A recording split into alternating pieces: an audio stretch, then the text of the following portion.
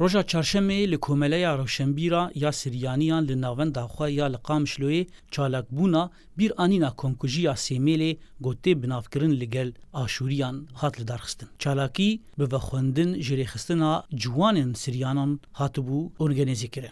Bi bejdarbûna hejmareke ji rêxistinên rewşenbîrî û siyasî yên herêmê. Di çalakiyê de gotinên danasîna Sêmêlê hatin xwendin.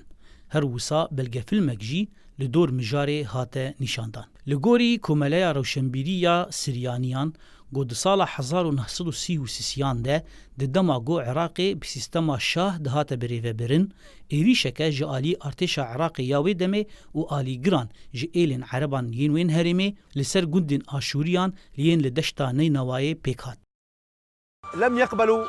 قبول نکرن گو خسریه که سر بخواه جا آشوریان ره هبه جبروی خواستن گووی ملتی دی سالا 1930 قرب کن و دست به بانگا الله اکبر کرن و جهادا مزن و گلک مسلمان لدورا حکوم کرن و لنیزی 4 حطانی 5000 گند تفده ویران کرن.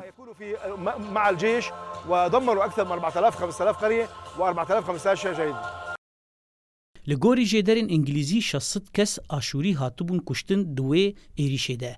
Lê jêderên Siryaniya û Aşûriyan dibêjin got qurbanî di navbera 3000 heta 6000 kes debûn. Hêjaya gotinê ye got beriya 1933 de di derheqê Siryaniyan û Aşûriyan de komkujî jî qewimî bûn. Mîna komkujiya gotê naskirin bi navê Sîfo. Hevseroka Encumana Cîbcîgirî ya Kantona Cezîrê Nezîra Gewriyê dibêje ku komkujiya Sêmêlê berdewamiya Sîfo ye. Li gorî Gewriya Xanim got ta vê serdemê jî metirsî nehatiye rakirin û gefên Tirkiyeyê jî di wê rezê de ne. ام افرو کمکوژیا گل خوی آشوری و کلدانی لعراقی کمکوژیا سیمیل تین نبیرا خو. هلبت کمکوژید بردوام اندیجی پیکاتو گلین لروش حالات ناوراست. جه کمکوژین سال 1914 و 1915 دست بکین لترکیا و کمکوژیا سیمیلی لعراقی.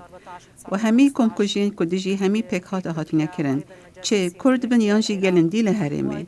بیر هاتنا افرو هفدمه دیگل گفن ترکیا. من المكونات في المنطقة طبعا مزامنة اليوم مع تهديدات التركية. هجای به بیرخستنه یا گو پشتی ایریشا سیمیلی به هزاران آشوری جدشتا نینوایا عراق کوچبری سوریای بون و 33 گند لسر قراغا چم خابور آوا کرن. دی ایریشا داعشی ده لسر نافچه خابور د سال 2015 و 16 ده به صدان آشور سر دسته داعشی هاتن رواندن و نهاجی پرانی وان گندا والانه.